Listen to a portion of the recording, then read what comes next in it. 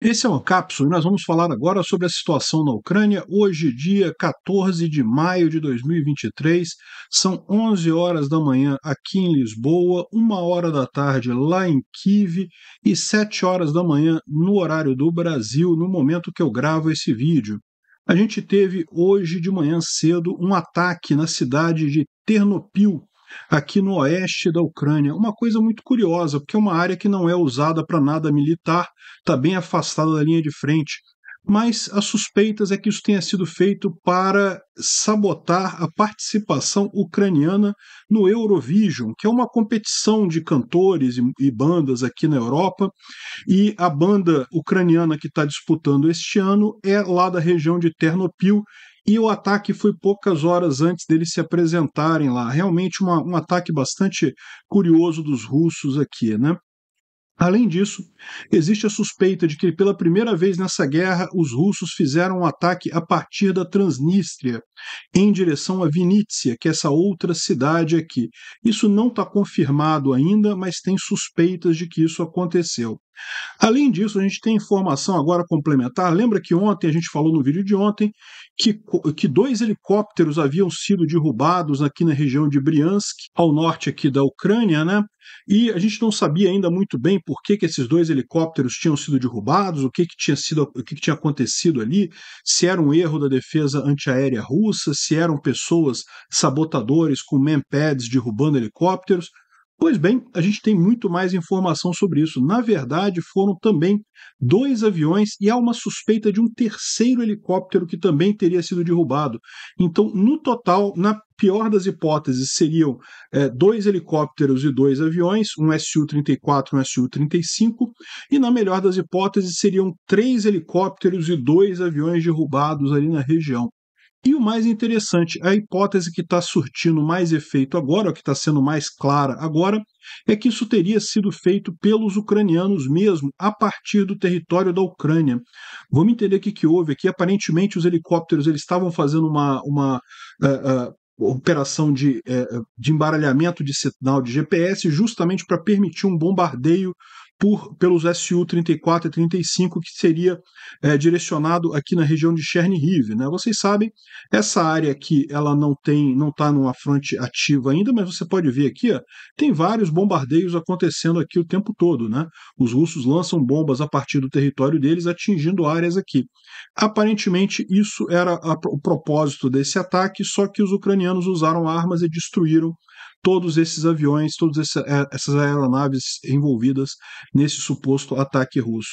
Além disso, teve mais uma série de ataques ucranianos em várias posições aqui na retaguarda russa e principalmente um ataque muito significativo aqui na cidade de Klishivka, próximo a Bakhmut, né? Em Bakhmut, os ucranianos continuam avançando aqui nos flancos da cidade, e aqui em Klishivka é uma cidade que foi tomada pelos russos já há algum tempo e era uma grande base de comando deles que foi atingida. Parece que o comandante de todo um grupamento aqui do exército russo foi morto, um coronel foi morto aqui nessa região e vários outros oficiais também nesse ataque ucraniano. A situação continua bastante crítica para os russos nessa região aqui. O Lukashenko, o ditador de Belarus, faltou hoje à cerimônia em homenagem à bandeira de Belarus. Foi representado pelo primeiro-ministro do país, o que levantou muita suspeita. Cadê o Lukashenko? Será que o cara empacotou? Segundo informações, ele está internado num hospital, né? Além disso, o Zelensky continua sua visita pela Europa. Ontem ele esteve na Itália, hoje ele está na Alemanha, e temos excelentes notícias dessas visitas dele. O Washington Post publicou ontem que documentos vazados, ainda naquele leak lá, naquele vazamento do Jack Teixeira, mostram que o Zelensky tinha proposto para o pessoal da OTAN ataques internos na Rússia muito fortes, tomada mesmo de cidades russas na fronteira com a Ucrânia. Mas isso ficou só na discussão interna. Vamos entender esses assuntos, aliás, vamos falar sobre todos esses assuntos e outros assuntos em detalhes. Essas notícias foram sugeridas por Peter de Sunguinha na Casa de Swing, Chupeta de Baleia e várias outras pessoas. Obrigado aí ao pessoal que sugeriu a notícia, obrigado a você que está assistindo o nosso vídeo. Se você gosta do nosso conteúdo, por favor, deixe o seu like e se inscreva aqui no canal, né? Pois bem, a notícia a mais estranha que tem do dia é justamente essa daqui. Ternopil, o aeroporto internacional de Ternopil, no oeste da Ucrânia, ele não está sendo usado neste momento. Todos os voos sobre o território da Ucrânia estão suspensos, então os aeroportos não estão sendo usados. E aí foi muito curioso o fato desse aeroporto ter sido atingido, né? Houve uma explosão. Se você procurar os canais de Telegram russos, você vai ver uma enorme explosão e coisa e tal, mas não foi nada daquilo. Aquela explosão é antiga, se não me engano, de uma guerra no Irã. Mas o que aconteceu ali foi realmente o aeroporto foi atingido, o depósito de combustível ali pegou fogo. Isso foram 2 mísseis calibre, que são mísseis caros, mísseis de precisão russos, né? Lançados tipicamente a partir de navios, né? E o curioso é que exatamente que os russos pretendiam nessa cidade de Ternopil, que não tem nenhuma importância militar. Pois bem, parece justamente que o pessoal fez a ligação com a Eurovision. Eurovision é um. Vocês conhecem o Voice Brasil, The Voice Brasil, esses programas de auditório que levam uma coisa. Na verdade, o Eurovision é o mais antigo deles, tá? Esses programas todos foram inspirados no Eurovision, que é um programa que já existe há muito tempo aqui na Europa, e cada país manda uma banda ou um cantor, né, alguém para representar o país, e daí tem todo aquele processo eliminatório até chegar num campeão, né? Ano passado, a Ucrânia que ganhou o Eurovision com essa Kalush Orquestra, e o nome da música era Stefania. Então, muito bacana. É lógico, eu não posso tocar a música aqui por motivo de copyright, mas muito bacana. E aí, esse ano, quem está competindo é essa dupla, a banda Tvorch, que está representando a Ucrânia na Eurovision 2023, e justamente os dois rapazes são lá de Ternopil. Então, a suspeita é que os russos queriam atrapalhar a performance deles. Eu não sei, não, está mais para ajudar a performance deles na Eurovision, né? Enfim, isso daqui, ó, o Ozint Defender está falando sobre essa explosão em Ternopil e coisa e tal, e avisando que essa imagem aqui de. Esse cara é Russet, tá? Ele está falando que ele apagou a imagem porque essa imagem é do Irã. Na verdade, a explosão foi bem menor lá em Ternopil. Ainda assim, fala muito os russos quererem atacar uma cidade ucraniana totalmente fora da guerra, só por conta de um concurso de música na Europa. É realmente o cúmulo da maldade, né? Pois bem, ontem também houve uma indicação que a cidade de Vinícius teria sido atingida por um drone lançado a partir da Transnistria. Olha aqui, essa aqui é o mapa que eles estão mostrando. Tem essa região, a Transnistria é essa região aqui na Moldova. Isso aqui não pertence à Ucrânia, pertence à Moldova, e é uma região separatista desde 1991, se não me engano, bem lá para trás. Logo quando a Moldova se tornou independente, a Transnistria, na verdade, foi a mesma coisa que aconteceu em Luhansk e Donetsk, né? Não existia nenhum movimento separatista ali, mas os russos usaram essa desculpa para mandar tropas para ali e criar um movimento separatista na região, e desde então essa região aqui ela tem uma história complicada, né? Ela é dominada pelos russos. Não tem ilusão nenhuma, não tem movimento separatista nenhum, da mesma forma que aqui em Donetsk e Luhansk também são os russos que estão lá, não tem outra coisa não. Enfim, sempre houve um receio muito grande disso daqui, da Rússia usar essa região aqui para fazer ataques na Ucrânia. Até aqui eles não têm feito isso por um motivo muito simples. Eles temem que os ucranianos conseguem esmagar as tropas russas nessa região com certa facilidade. Existem relativamente poucas tropas aqui e, como vocês podem ver, é uma região que está travada. A única maneira dos russos chegarem aqui seria por avião, mas eles teriam que sobrevoar a Ucrânia ou a Moldova, ou seja, de qualquer jeito eles teriam problemas para chegar nessa região. Não tem nenhuma maneira de chegar de navio aqui, teria que passar pelo território da Ucrânia de qualquer forma para chegar aqui por navio. Então, os russos não têm como abastecer as tropas nessa região, então as tropas são muito fracas ali. Por isso, elas não foram usadas para avanços durante essa guerra. Agora, pela primeira vez, parece que usaram um drone a partir da Transnistria para atingir uma região aqui, a Vinícius, que é essa cidade aqui ucraniana, né? Enfim, não tem nada confirmado ainda. Vamos ver. Se isso for realmente uma provocação russa, pode ser que custe a ele mais uma república separatista aí. Ontem, no total, foram 18 drones Shahed lançados e todos eles derrubados, e mais drones de reconhecimento Orlan e Lancet e 3 mísseis que também foram derrubados, né? Infelizmente, como vocês viram, pelo menos 2 atingiram o alvo lá em Ternopil. Agora, uma coisa importante sobre uma explosão que aconteceu ontem. Vocês lembram que ontem a gente falou que em Helmenitsky, aqui na Ucrânia, é essa cidade mais ao norte aqui ó, Helmenitsky, essa região aqui, teve uma grande explosão ontem, né, que teria sido causada por drone Shahed e coisa e tal, e muito estava se especulando sobre o que seria isso, né? Porque foi uma explosão muito grande. Aí muita gente falou, não, acertaram um depósito de munição ali. Mas parece que, de novo, foi combustível de foguete da era soviética. O pessoal está colocando aqui que, na verdade, aqui, ó, a Rússia está de propósito atingindo locais de armazenamento de combustível de foguete da era soviética, que eles sabem onde é que estão, porque isso é da era soviética, todo mundo sabe onde é que está. Isso não são depósitos de munição. E a evidência que o cara coloca aqui é justamente que a explosão foi grande demais. Um depósito de munição, ele não explodiria com este tamanho de explosão, né? A explosão foi grande demais para ser um depósito de munição. Então, alguns estão dizendo aqui que seria justamente a Cation Factory, que é justamente mais uma área de armazenamento aqui, ó. É outra área de armazenamento de combustível de foguete daquela área, exatamente aquele que aconteceu em Pavlohrad há pouco tempo atrás, né? Enfim, a gente não tem certeza absoluta disso, mas tudo indica que sim, faz sentido pelo tamanho da explosão. Uma explosão com depósito de munição, ela é grande, não tenha dúvida, mas esse tamanho de explosão que foi visto ali, isso é muito mais característico mesmo de explosão de combustível de foguete, né? E por que os russos estariam atingindo essas áreas? Justamente porque eles precisam de boas notícias na internet para animar o povo russo. O povo russo só está ouvindo falar de derrota, derrota, derrota. Então, eles estão precisando de boas notícias e daí eles sabem onde ficam esses depósitos de combustível de foguete e estão atingindo essas regiões, né? Agora, o curioso é que a Ucrânia não precisa de atacar esses lugares para ter grande fogo, né? Olha só o tamanho de incêndio em Togliatti. Aqui ele fala que é uma fábrica de tintas, né? Mas na verdade é uma fábrica de tintas para pintar carros Lada.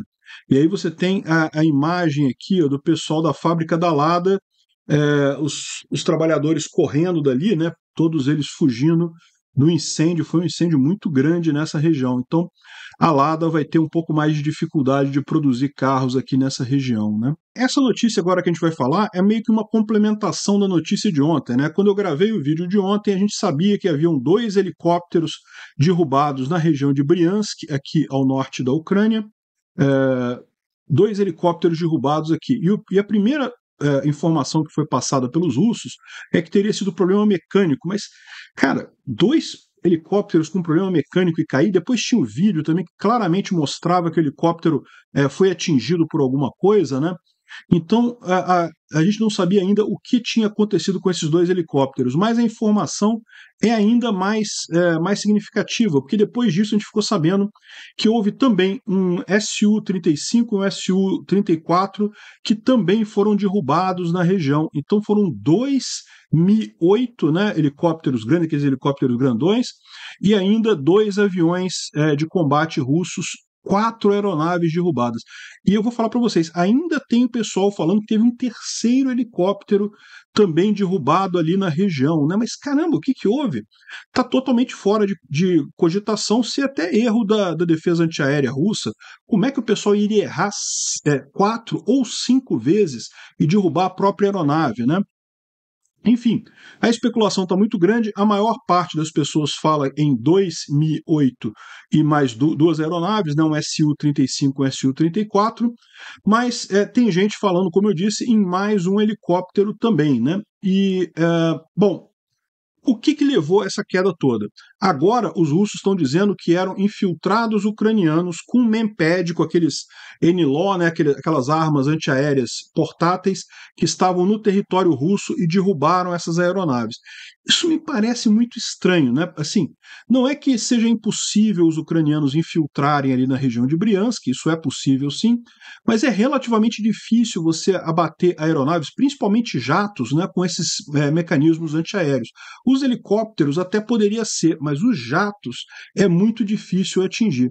Então aqui o Igor Girkin, aqui, que não é aquele criminoso de guerra, é um ucraniano aqui, está trazendo a informação de um blogger militar russo que, de acordo com informações preliminares, os helicópteros perdidos na região de Briansk eram Mi-MTPR-1, helicópteros de guerra eletrônica que possuíam essa Richag AV, que são estações de embaralhamento de ondas eletromagnéticas dentro do helicóptero. Então o helicóptero ele levanta voo. Vocês já viram, a gente já mostrou vários equipamentos desse de embaralhamento eletrônico em terra, mas esse aqui também é a mesma coisa, só que no helicóptero, né? O helicóptero levanta voo e faz esse embaralhamento no ar. E a ideia é justamente embaralhar sinais para estações de defesa inimiga, defesa antiaérea inimiga. Então, o que acontece com isso? Esses helicópteros levantam o voo, lançam esse sinal embaralhador, de forma que a defesa antiaérea ucraniana não tenha ação. E com isso, os dois jatos, o Su-34 e o Su-35, estariam numa missão para bombardear Chernihiv, né? Chernihiv é essa cidade ucraniana aqui, próximo aqui com a fronteira, justamente aqui em Briansk. Esses 4 ou 5 aeronaves teriam levantado o voo justamente para atingir, para fazer uma ação aqui. E os ucranianos fizeram esse ataque, eles conseguiram mísseis que conseguem destruir esses helicópteros, né? Então, essa que é a grande questão. Parece que tem armamento novo com os ucranianos que consegue atingir esses helicópteros que seguem como embaralhadores, né? E aí depois disso é muito fácil as defesas antiaéreas derrubarem os jatos, porque estava todo mundo aqui a menos de 50 quilômetros da fronteira com a Ucrânia. Então os ucranianos não precisaram atravessar a fronteira, não precisaram entrar no espaço aéreo russo. Eles daqui da Ucrânia atingiram os helicópteros e os aviões que estavam lá. Provavelmente foram mísseis ar-ar, tá? Ou seja, foram lançados a partir de aviões ucranianos aqui. A gente não tem a confirmação de nada disso, tá? Tudo isso aí ainda é especulação. O que teria derrubado todas essas coisas? Mas o que indica é isso aqui. O bombardeio Su-34 estava com bombas justamente visando a região de Chernihiv, e o Su-35 fazia a cobertura desse voo, e acabou todo mundo indo para o chão, todo mundo caindo, né? E segundo as informações de pessoas na base aérea lá em Klintsk é o nome dessa cidadezinha aqui, tá? Essa cidadezinha aqui é Klintsk, faz parte do Oblast de Briansk, né?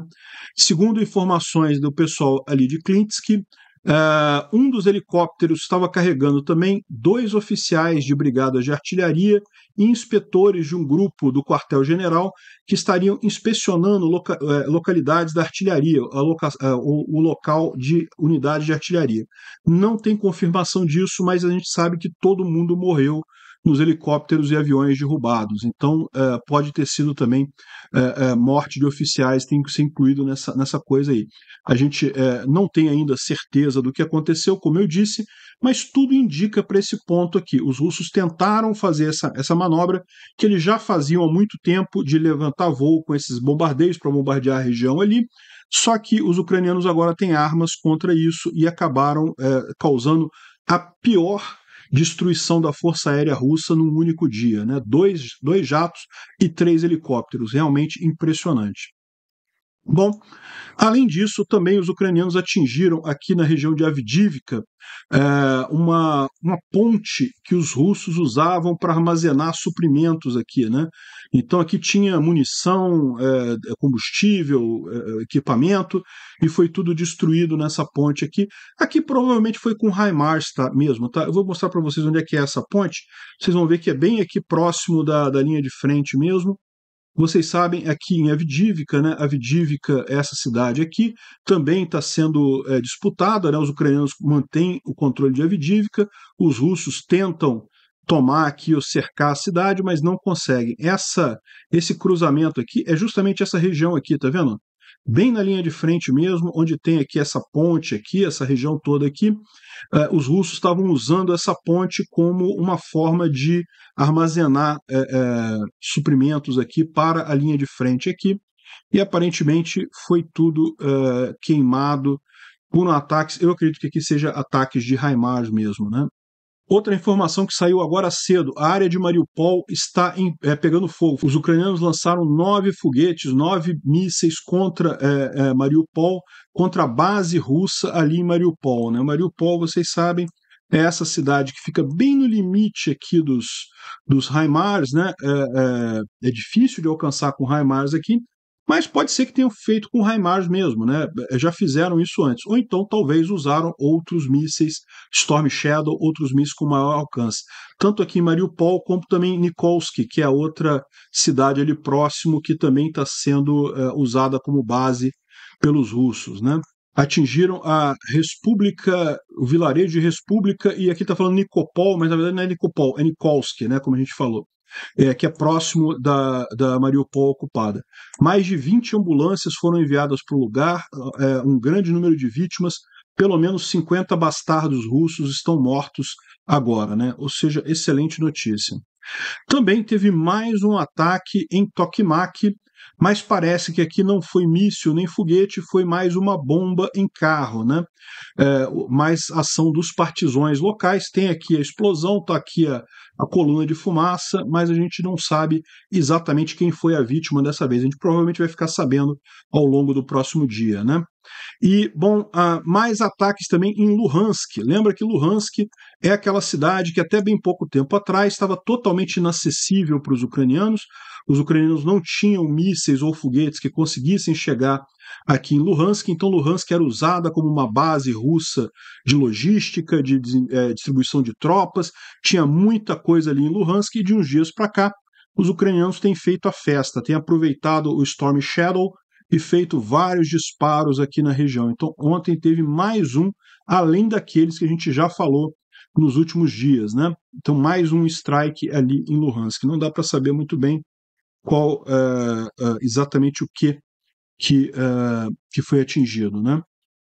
Bom, e o Tendar faz um sumário aqui, né, que os russos perderam as linhas em Bakhmut, as linhas estão desabando em Bakhmut, as linhas defensivas dos russos, perderam 2 jatos e 3 helicópteros, as bases na retaguarda em Luhansk estão sendo eliminadas, são obrigados a colocar T-54 e T-55 para a guerra, caos entre as tropas e pilotos russos, e agora também o Prigozhin chamando por uma rebelião aberta. A situação dos russos está ficando complicada mesmo, né? De fato, o Prigozhin, olha só, isso é uma guerra estúpida. Os únicos santos inocentes de todos esses erros são os soldados russos. Olha só o que ele está falando, né? Que foram abandonados para seu destino, decididos por comandantes ineptos e coisa e tal. E ele fala aqui que não, que está na hora a gente se rebelar contra isso. Ele está pedindo realmente uma rebelião, cara. E quando o soldado russo perceber o que está acontecendo ao redor disso, ele vai levantar sua cabeça. Eu tenho certeza que ele vai descobrir uma forma de rasgar o cu dos fascistas, daqueles que estão envolvidos na tragédia e que os abandonaram, né? Caramba, realmente palavras fortes do Prigozhin. Está pedindo uma rebelião. Está falando que está na hora dos soldados russos se revoltarem contra os seus superiores, hein? Caramba, olha, isso é uma coisa preocupante, né? Será que o Prigozhin tem costa quente o suficiente para sobreviver a essa declaração? Vamos ver, mas já faz algum tempo que ele tá pedindo por isso, né? O pessoal já está colocando aqui o Putin oferecendo para ele janela ou chá, enfim, vamos ver o que vai acontecer nisso daí, né?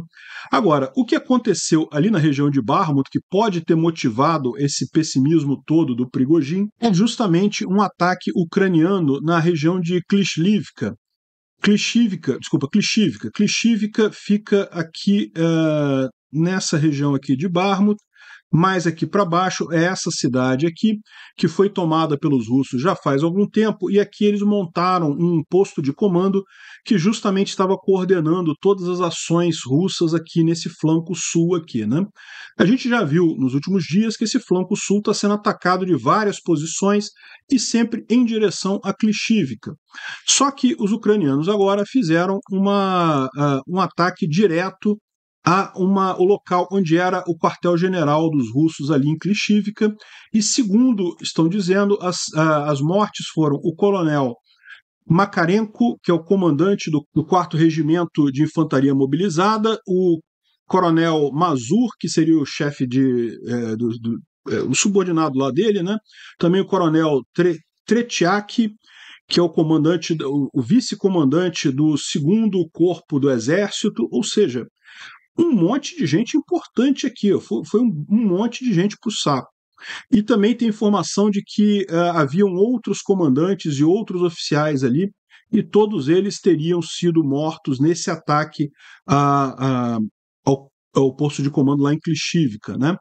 Olha só, vamos ver a confirmação disso daqui, mas parece que foi bastante gente mesmo morta aqui em Klishchiivka. No final, segundo estão dizendo aqui, cerca de 20 pessoas devem ter sido perdas irreversíveis, né, entre mortos e feridos graves ali na região. Então, Klishchiivka foi atingida a partir de Ivanivsky e foi realmente um tiro bastante crítico ali. Isso daí que deve ter deixado o Prigozhin tão pessimista, né? E aqui tem mais uma atualização em Klishchiivka que, nesse ponto, não há confirmação de que os ucranianos tomaram a cidade, tá? Ou seja, eles atingiram o comando geral ali.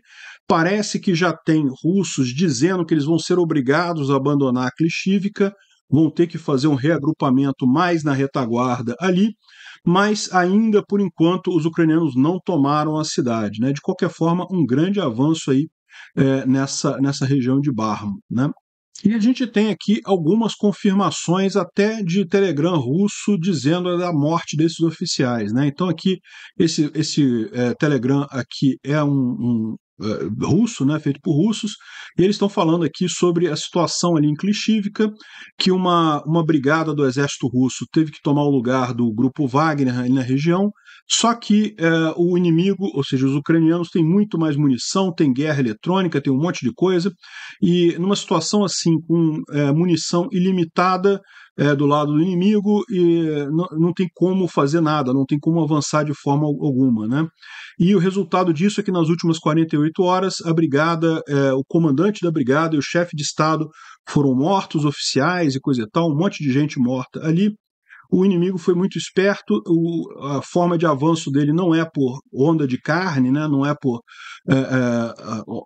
onda humana como os russos fazem, mas eles fazem bombardeio de artilharia e se encontram muita força no inimigo, eles não avançam, recuam e fazem novo bombardeio de artilharia até o momento que que os russos estiverem mal, e daí eles conseguem avançar ali naquela região, né?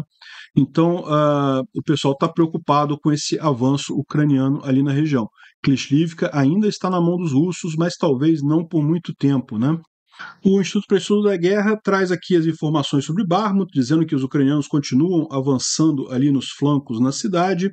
Fala também sobre os ataques de drones iranianos feitos pelos russos na Ucrânia, tanto no dia 12 quanto no dia 13, a gente já falou sobre isso.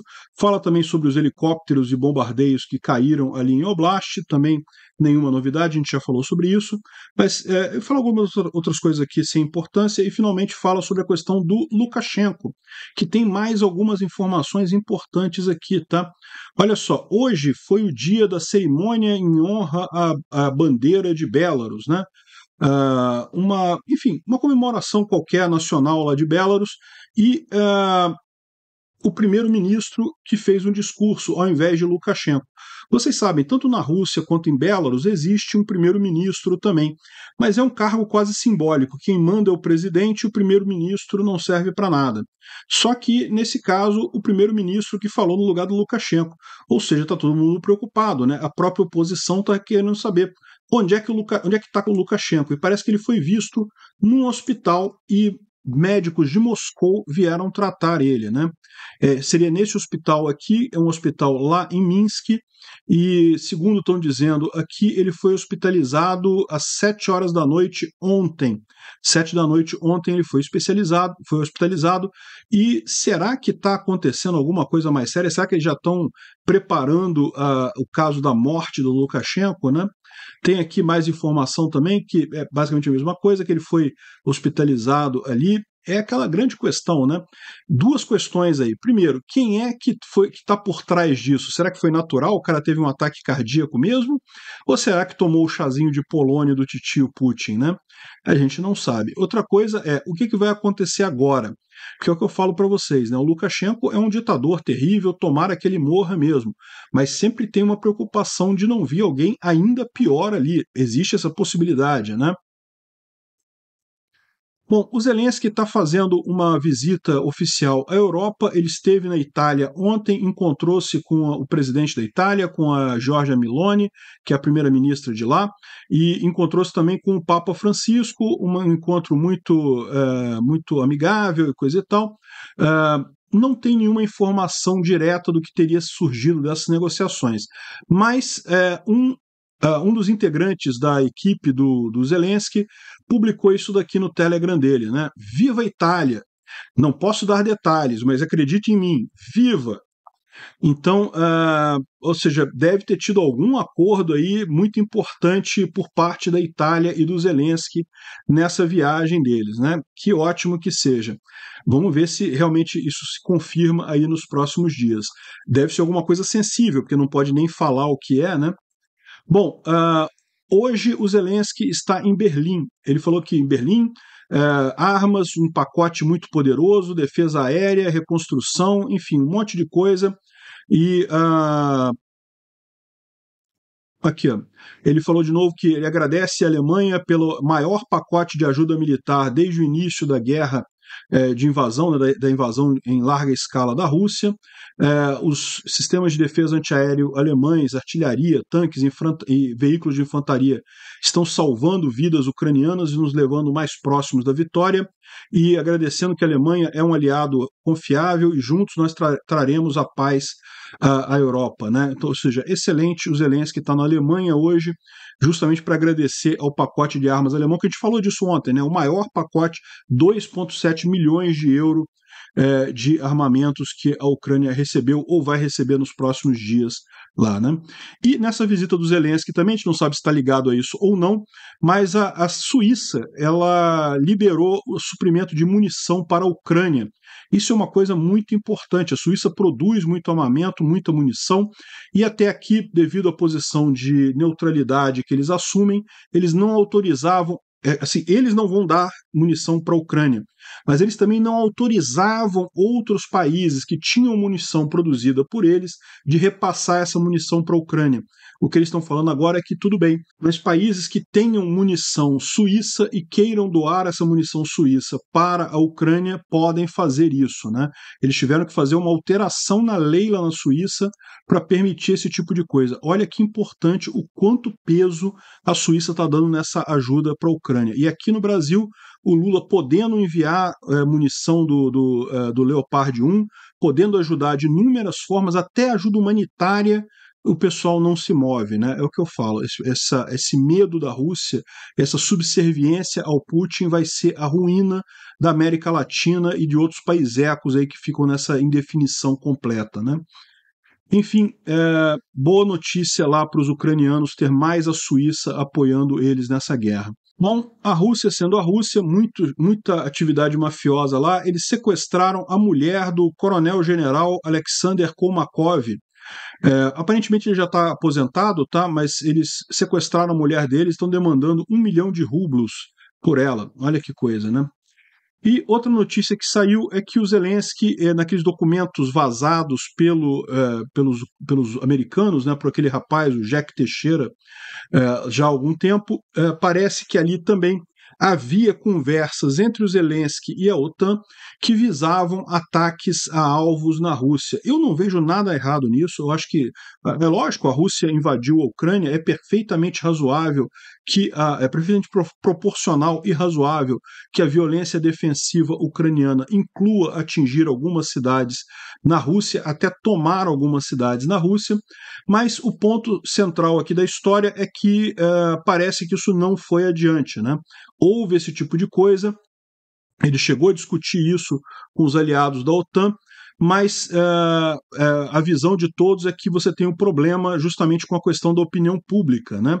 Enfim, acabou que a coisa não andou, pelo menos por hora. Agora, aqui também não fica a visão do que foi ao final da história, ou seja, qual que seria a posição final. Não está definido isso daí. Ou seja, a gente sabe que pelo menos em algum momento no passado o Zelensky cogitou sim ocupar cidades russas como uma forma de fazer algum contrabalanço nessa guerra, né? E também usar mísseis de longo alcance para atingir lá. Não sei se isso vai ter algum efeito de fato ou se foi só uma discussão interna deles lá. Mas eu repito, eu acho perfeitamente razoável o Zelensky fazer isso.